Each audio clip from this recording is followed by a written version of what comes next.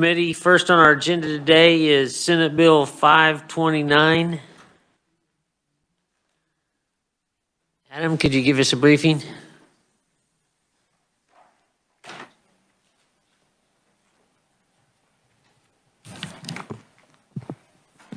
Thank you, Mr. Chairman. Senate Bill 529 would allow the Secretary of Revenue to implement a program to permit the electric renewal of non-driver identification cards. Such program would require that individuals have previously provided documentation of identity, lawful presence, and residence. The division may use the most recent color, digital image, and signature of the applicant on file in order to renew the identification card. Electronic renewal is only permitted one time after an individual completes the ordinary renewal process. So you couldn't do an electronic renewal consecutive times. You'd have to then go in and ordinarily renew before you could do an electronic renewal again. Additionally, individuals subject to the Kansas Offender Registration Act would not be eligible for electronic renewal. Additional provisions in the bill would require the Division of Vehicles to report to the Senate and the House Transportation Committees prior to February 1st of 2023 regarding the online renewal process. Then kind of an additional provision in the bill unrelated to this, directly unrelated to this provision would, the bill would specify that the facial image displayed on an ID card on the front of the card would be displayed by either a digital color image or photograph or a laser engraved photograph of the licensee. It's new language that was added as part of the bill. And with that, I'd be happy to stand for any questions. Committee questions for Adam. Senator Pittman. Thank you, Adam. Just a quick question. Is there no process now for electronic renewal? There is not for the ID card. There is for the license. The renewal process for the ID card essentially mirrors what is currently done, I believe, for a normal driver's license. A driver's license, you're saying, can only be renewed one time by electronic means? I believe that's correct. I believe the division can confirm that, but I believe that is a correct statement. Senator Hawk. Thank you, Mr. Chairman. Unlike the driver's license renewal, there's not an age limit on this. Is that right? So we're not discriminating against us poor senior citizens with this? Or is there an age limit? I'm getting a... Yeah, I'm just checking to confirm, because you're right, there is not. Like I believe, yeah, I think it's a 65 if I'm not for the license, but you're right, I don't see one on this one. I think I complained about that age limit when I crossed that barrier, so it makes me feel really good to see us not discriminating against my fellow AARP members. Thank you. Senator Tyson.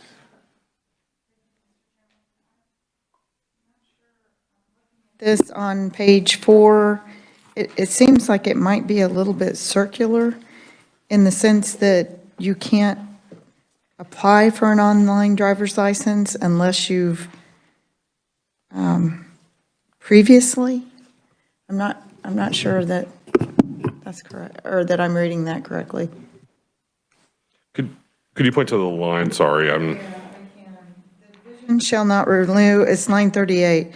An identification card through an electronic, online, or equivalent process if the identification card has been previously renewed through electronic. So you're just saying that you can't consecutively renew online? Why would we be limiting that? probably defer to Comfrey. Committee, further questions for Adam? Thank you, Adam. Well, our first conferee we have is Kent Selk. Welcome to the committee. Thank you, Mr. Chairman and members of the committee. Again, I'm Kent Selk, the Driver Services Manager for the state. If you'd like, I can answer the questions before I go to the proponent part of the bill, or however you would like. Fine. The reason why they don't allow it in consecutive time frames is because it's every 6 years.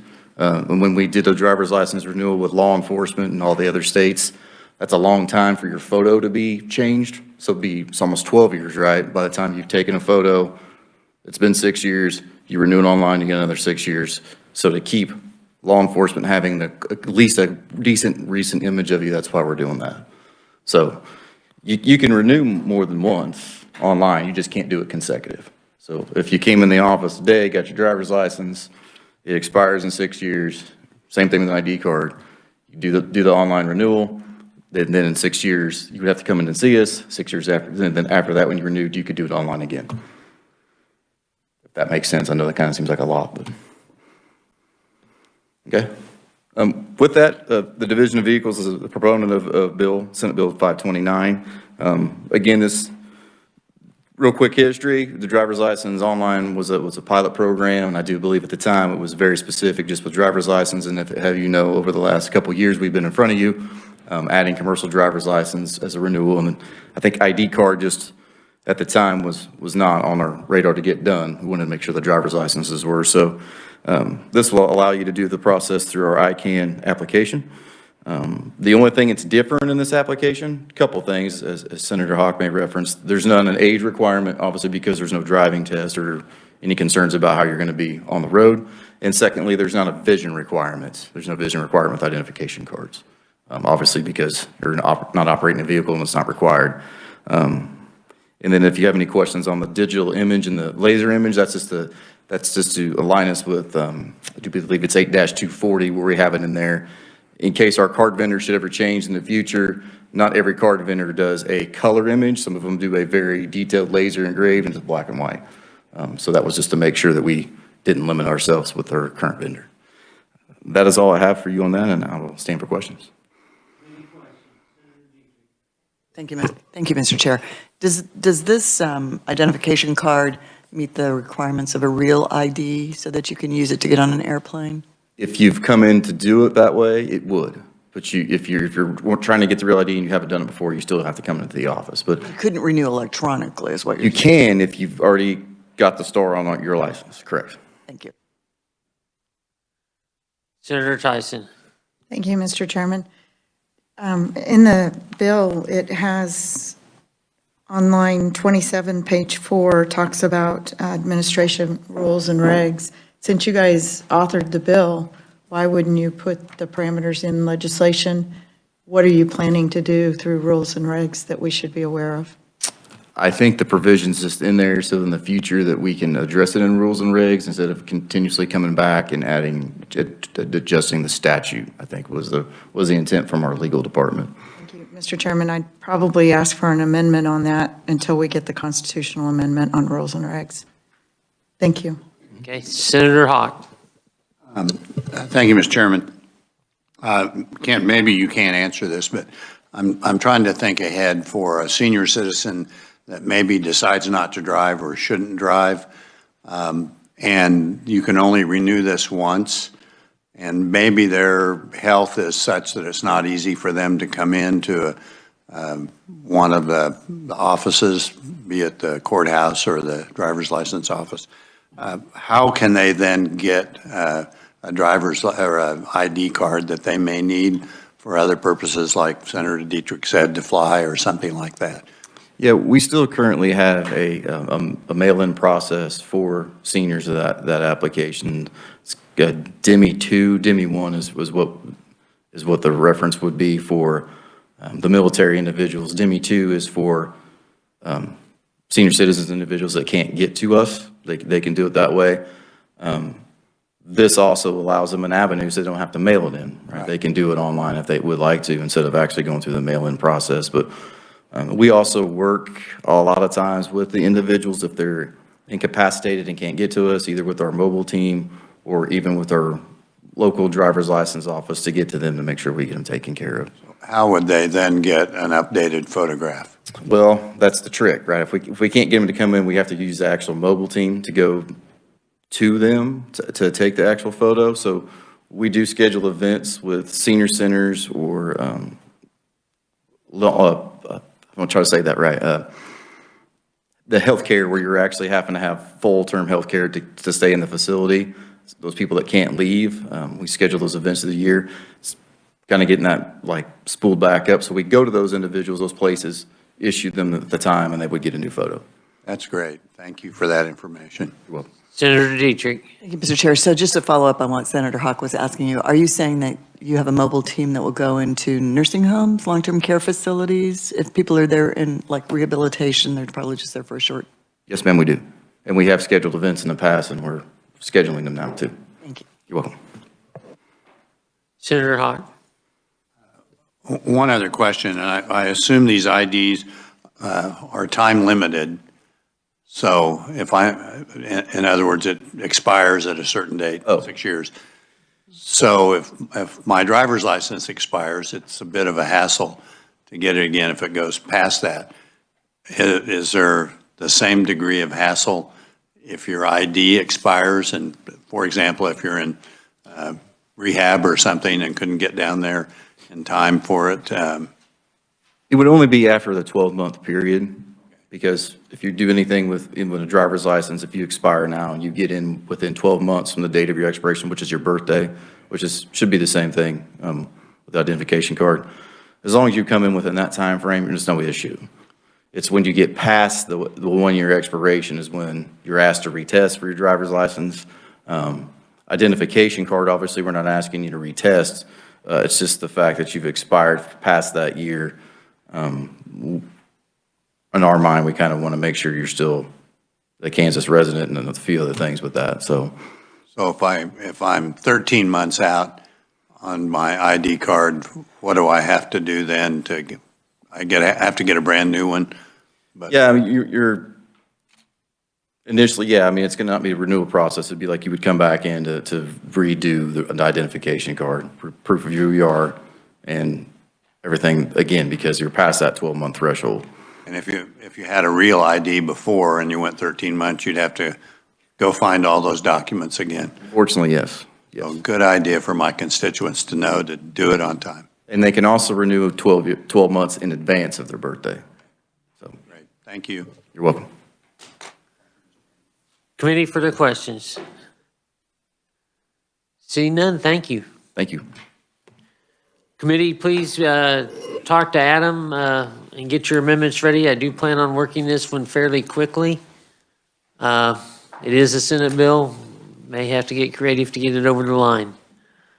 With that, we will turn our attention to the informational hearing. John Monroe, 3M.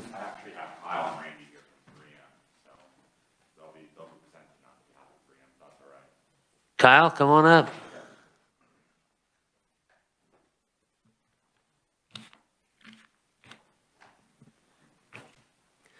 Chairman, members of the committee, my name is Kyle Kovar, and I am 3M Company's Transportation Safety Division as a Vehicle Registration Government Services Manager. 3M is a leading supplier of license plate reflective sheeting in the United States and around the world. We have been supplying the reflective material for Kansas plates for many years. I would like to share with the committee the importance of a regular reissue based on 3M's over 70 years of experience in this area. License plates remain the most important and cost-effective tool used by law enforcement and the public to identify vehicles both day and night. A license plate provides additional reflectivity on a vehicle, which allows it to be more visible at night, and this improved visibility helps motorists identify parked, stalled, or crashed vehicles at night or in low light conditions, which results in safer roads for motorists. License plates are also used to identify vehicles in amber alerts, silver alerts, school bus stop arm infractions, and many other situations that benefit public safety. At night, that identification depends on the reflectivity of the license plate, which are warranted to meet certain performance standards up to 5 years. From a manufacturer standpoint, testing has shown an up to 50% reduction in plates reflectivity in years 1 through 5 due to the harsh environmental conditions, such as what occurs here in the state of Kansas. Extending the reissue period diminishes the effectiveness of license plates. While extending a reissue might result in some savings to the state, please keep in mind that new plate designs and regular reissues deter registration and insurance evasion by making out-of-date plates obvious, helping the state realize needed revenue. In addition, a regular redesign of the plate provides the state with a prime opportunity to refresh its image. For maintaining easily identifiable plates, improving the enforcement of registration and insurance requirements, and refreshing the state's message and image, it's important to keep a regular reissuance of license plates. Thank you for this time, Chairman, and I would be happy to answer any questions anyone may have. Committee questions? Senator Pittman. I've got two questions. Thank you for being here. And I really do like the reflectivity of our license plates. It's nice to hear you talking about it. Do we have the reflectivity on all plates in your opinion? Do you know inside the state of Kansas? So when we have the specialty plates, like other things, is it a layer that goes across on those, or is it only on the standard plates? Chairman? Senator Pittman, yeah, the material is a reflective sheeting, so it's a retroreflective material made with prisms, and then that's put on, and then a protective overlay film over the top to protect it, and so it'll stand up to the harsh conditions of the state of Kansas. And my second question is, you know, we get registration stickers that once a year, and those are not reflective. They're kind of matte, dark, certain color. Is any state taking advantage of the reflectivity and putting that on those stickers and making them pop out a little bit more, maybe? Yeah, you know, the registration stickers themselves are made of a different reflective material that's not as bright, so it appears to not be as reflective as the actual plate that you put it on. So They do have some of that. They do have some reflectivity to them, yes. I can't even tell. Yeah, Thanks. you're welcome.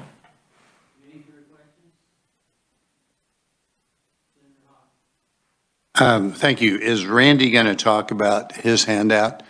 Yes. And that would be a good time for me to talk about full self-driving. Okay, I'll wait. Okay. Thank you. Thanks, Senator. Further questions for Kyle? Thank you for bringing this issue to us today. Thank you, Chairman. Next up, we have Randy Barth.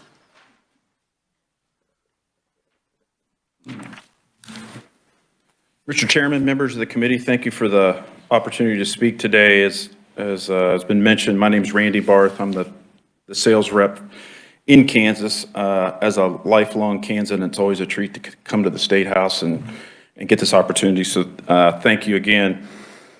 So I'm going to talk about is pavement marking and sign materials, both reflective materials in their own respect. So when you think about investment opportunities with the potential to impact safety of the motorists on your roads, thousands of people of all ages every day and virtually anywhere in the world, what comes to mind? It would likely be something that most everyone would agree is worthwhile, beneficial, without coming at too high a cost or too much inconvenience. And even better, it wouldn't require a long wait to help improve safety on the road. So something that could be quickly implemented. And that opportunity exists. It's simple, but very important, and that's high-performance pavement markings on road systems. Driving at night continues to be one of the most dangerous scenarios for motorists. The numbers vary around the world, but many organizations like National Highway Traffic Safety Administration estimate that you're 3 times more likely to get into a fatal accident at night versus the daytime. Let that sink in a little bit. I mean, 3 times more likely. Pavement markings provide reliable lane guidance, helping motorists navigate roads safely when environmental conditions change. It's important to help ensure that these road markings remain visible. Driving at night in the rain can increase the risk of fatal crashes by a factor of 10. So we've already said it's 3 times more likely in a fatal crash at night. If it's raining at night, now you're multiplying by 10 again. So who's relying on these brighter markings? A few key groups specifically include older drivers who've been shown to need brighter markings than other age groups, as well as drivers with advanced driving assistance systems, or something we might call connected automated vehicles, which feature machine vision detection systems that benefit from wider, brighter, wet reflective pavement markings. And one of the key reasons why these brighter markings are helpful is they can be seen better at long distances, so they provide more preview time for drivers to react while traveling at higher speeds. High-performance pavement markings are an investment that benefits everyone who uses the road system. Additionally, by investing in more durable high-performance pavement marking designed to withstand the rigors of the road for longer, you potentially reduce the need to repair and replace them as often as these lower-performing materials. And perhaps the most compelling case for high-performance pavement markings is they're already being used on the road today. In fact, a couple products that 3M makes mentioned here are high-performance pavement marking tape and our all-weather elements. And a recent Kansas road example is just west of here on I-70. Their 25 miles of interstate were restriped in 2021 with extended leading trailing centerline marking. Sometimes in the industry we call them a tiger stripe, but it's that white skip dash with a black skip dash immediately following. It helps you when the sun's low in the sky, dawn, dusk, when the sun might be washing out the road and you can't see the lines as good. That black dash behind there helps give you highlight to where that line is. So there's 25 miles that starts at Maple Hill and goes west for 25 miles on I-70 both directions. The skip dash was extended from the Kansas standard length of 8 foot long to 15 foot long, and then each white skip was followed by a black skip of equal length to aid in visibility and detection for human drivers and connected vehicles. The center line and edge lines both include that 3M wet reflective optic technology. To kind of change gears, so to speak, talking signs and sign materials. So very much like license plates, they're all reflective, and then they've got a translucent ink or print system over it to give you the color of the red, the green, the blue. And 3M technology for road signs improve readability for humans and connected vehicles, helping to improve navigation tools. Retroreflectivity is how a sign, when hit with enough light from an approaching vehicle's headlights, can brighten up that sign to where it almost looks like it's backlit. But what happens when low beam headlights evolve and deliver less light to the sign? So we've been asked this question a lot over the decades of making reflective sheeting. Why make a brighter one? Why make a longer lasting one? Nothing's really changed. And well, the University of Michigan's Transportation Research Institute conducted a headlight intensity data study in 2019, on 2019 model year vehicles, and compared it to a study they did very similar in 2011. And what they found is in that graphic on the page we supplied, the research specifically looked at how much light is emitted from the average LEDs and tungsten halogen vehicle headlamps. And they found that the low beam headlights have evolved to be less glaring and deliver more light onto the roadway. On average, signs are receiving less light from 2019 model low beam headlights than they did from 2011. Most estimates show the bulk of your driving's probably 80% of the time using low beams. And so that's where a lot of the measurement happens to see how much light are actually getting to the signs. And in that graph, you can see there's as much as 18% less light getting to shoulder mounted signs on the left, 20% less getting to the right. The intent of that is those headlights, less of it getting up into the oncoming drivers for safety reasons, but now there's less light getting up in the air to those signs. So building on more than 80 years of road safety experience, 3M continues working with their partners to help develop the connected roadway of the future and facilitate long-term transitions to connected automated vehicles. By applying 3M science to develop tomorrow's connected road systems, we're making those CAVs more effective, much safer. And ultimately, the automated driving future is not just about the technology that the original equipment manufacturers put in their vehicles. It's about creating a reliable, resilient infrastructure for those vehicles that gets drivers and passengers home safely. And I'd be happy to answer questions now if that's so desired. Committee questions? Senator Hawk. Thank you, Mr. Chairman. I think I know this, in that Tesla is moving to a camera system on their full self-driving, and I don't know where the LiDAR system. We had another bill that was on commercial vehicles that I think was using a combination of radar, LiDAR, and camera system. So how does this technology work for full self-driving vehicles as it moves between those two technologies in terms of safety? Senator Hawk, very good question. Thank you for asking it, because it points right into kind of what we talked about here. Is what we've found in our research is kind of our best foot forward, our best sign materials, our best pavement marking materials, are best for the human driver and for the machine vision drivers, because even those camera systems, they struggle at night in the rain. So at night in the rain, they're going to have trouble finding those edge lines. They're going to have trouble finding that center line, because as water builds up on that optic, it can't return the light through there unless you have an optic system that can basically use the light as a filter, focus it, and bend that light back to the driver. So what we do is we actually blend two different types of beads to make it work so you can see the line when it's dry, you can see the line when it starts to rain, when it rains heavy, and then as the rain runs off of it, it's what they call wet recovery, and you're able to see those lines again, and that helps the machine vision as well as the human vision. I notice on my auto steer on my car, which I don't like to use very often, I don't totally trust it, but in your picture here, where you have the 15-foot system on the center lines, but not on the exit. So I notice on my auto steer, when my car comes to an exit, it may be going along and it decides, oh, maybe we'll get off here. Oops, no, we're not going to get off here, Tom. We're still heading to Topeka. So how does your striping, I notice it's closer together on the exit piece. Is that something, and I haven't noticed whether or not that striping is like that on the exit piece. Is that why my auto steer wants to consider taking an exit every time I get to an exit? Again, Do I need to trade the car? no. Again, really good question, because I have the same thing. In fact, if my wife drives my car, she turns that system off because it starts beeping all the time at you. It can get kind of annoying. I use it regularly on two-lane road because it's very helpful. But so if you look at that picture, the way this was laid out, this was the KDOT specification for this project because they were specifically trying to test how machine vision read these lines. And a lot of the research, the feedback from those manufacturers tell us exactly what you found, is when you leave those extension lines, those are called extension lines. Some in the industry call them elephant tracks, puppy tracks, but they're a lane extension for that ramp. When those aren't striped, the machine vision see a blank in the road and they think, oh, I'm supposed to exit, exactly what you're talking about. So if you look, those lane extension lines, that's a 2-foot piece of white tape and a 2-foot piece of black tape, and that's the same material that the center line is, and they're wet reflective, the white is, and then a 2-foot gap.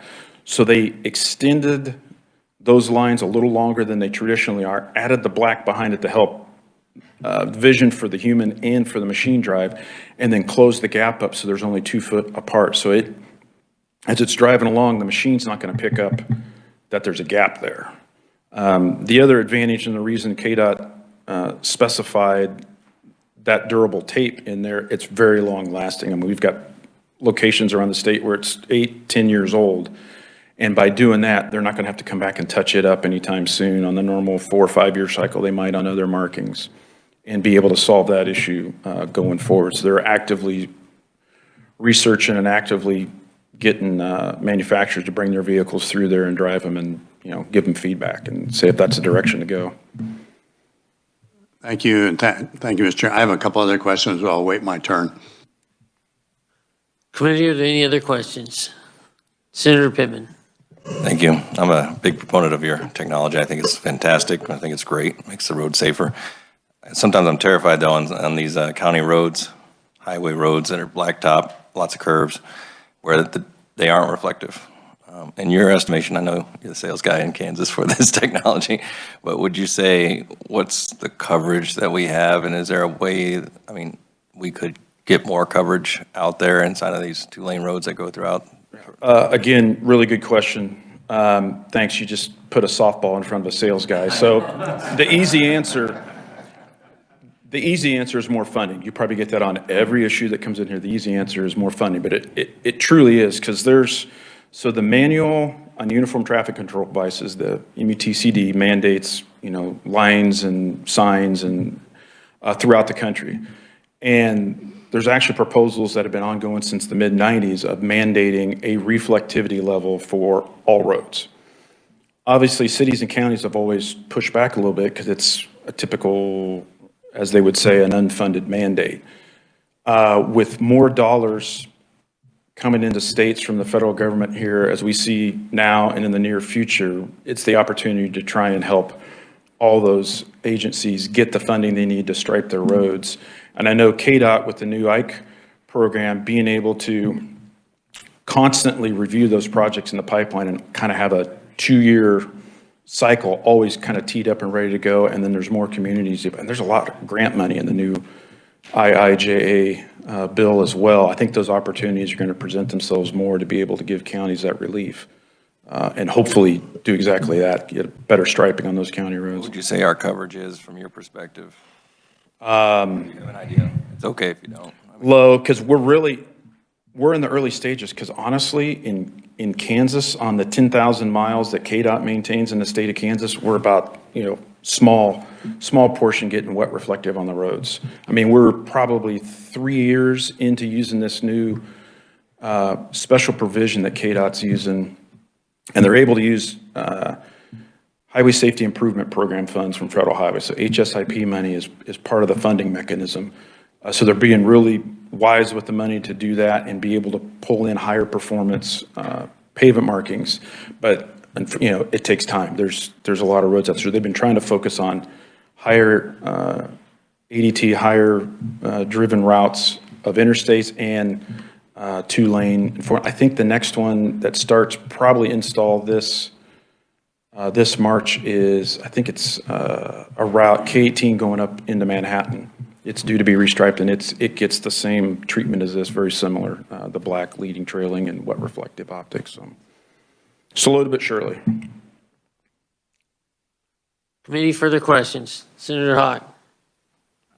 Thank you. Senator Pittman kind of hit on one of the things. So KDOT has regular striping, as you look at the picture on your handout. What's the difference in cost for this more reflective 3M type striping from what, is it a factor of 2 to 1, 3 to 1, 5 to 1? Just curious. I don't know if we've got enough direct numbers to show that KDOT to be able to provide that. I know they've got about 3 years under their belt of letting these projects, and like everything, the more volume, the better. It's certainly more. But at the same time, the things they're doing, they're trying to get more out of it. So typically, it's a liquid system on the edge line. Typically, that would be sprayed and painted. If you've ever been up behind one of those trucks when they're mobile operation and moving, they're spraying it on the surface. What they're doing is actually cutting a groove and recessing it. That way the plows don't tear it up. So your biggest added cost is recessing the pavement marking in a groove.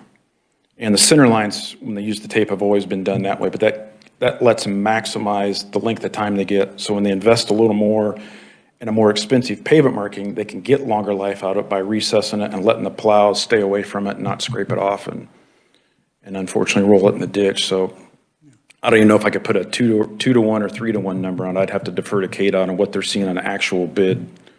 So lighting. yours is both a paint and a tape system? Ours is, so in this scenario, it's the tape and then the same wet reflective optic system in that tape we also use for the liquid system, and then it's whoever's liquid system is used, our optic goes in it. So they actually, as that truck's driving down the road, it's spraying, in this case, an epoxy. So it's a 2-part paint system. Epoxy, spray it, our optics is dropped first, and then there's a second set of beads that are dropped behind it, and it's those optics in that line that actually reflect back to the driver. And my last question was about snow, thinking ahead for tonight. Yep. So you mentioned rain as a problem. Is there any reflective material that works relative to snow or snow Not yet conditions? that I'm aware of. Lots of companies have tinkered and worked with it. The best thing we've got going right now is if you recess the marking, when the plows clear the road, you've got some of that coming back. And even as it melts and kind of makes a slushy water puddle, people say, well, you're putting it in a groove, you're just creating a puddle. But if it's wet reflective, you can still return the light through that puddle as it's drying and clear, and that's our best answer to date. Great.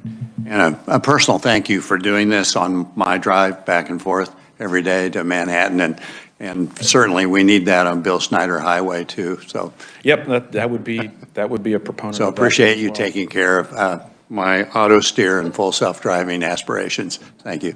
Committee, further questions? Seeing none, thank you very much. Appreciate your presentation. Committee, I would like to turn our attention to a couple of bills, the ones we heard yesterday, 2458. Remember, committee, it is the time of year that we want to get a few things into conference as you're considering these bills. Adam, you want to give us a quick briefing on 2458?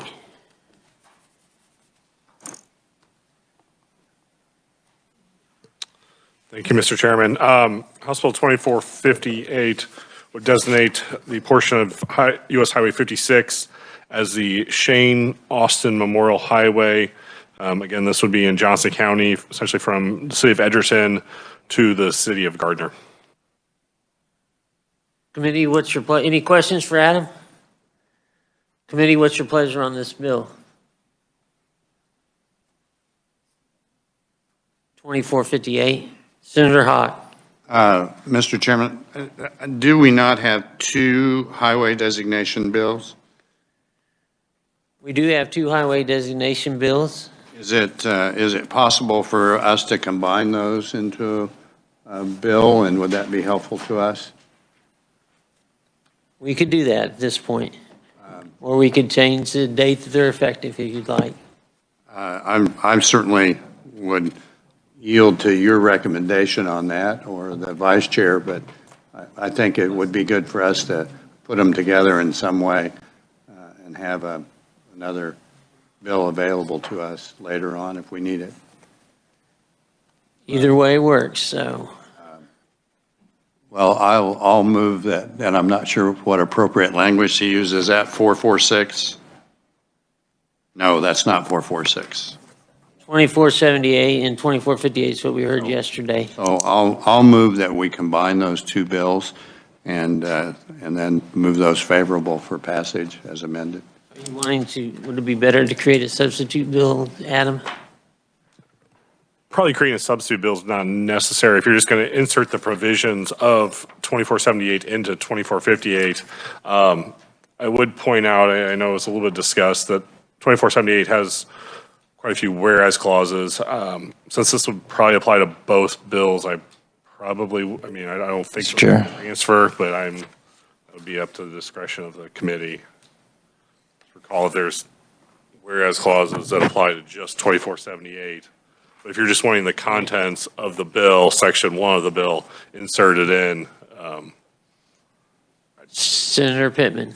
Mr. Chair, I'd like to offer a kind of a change. I'd like to put the contents of 2458 into 2478 and then pass it out favorably. And that's because it has such a fantastic format with that bill, with the whereases and everything that we mentioned yesterday. I think it's really important to keep the integrity of that bill. The committee will turn our attention to 2478. Okay. Well, I'd like to make that motion to take the contents of 2458 and insert it at the end of 2478 and then pass it out favorably.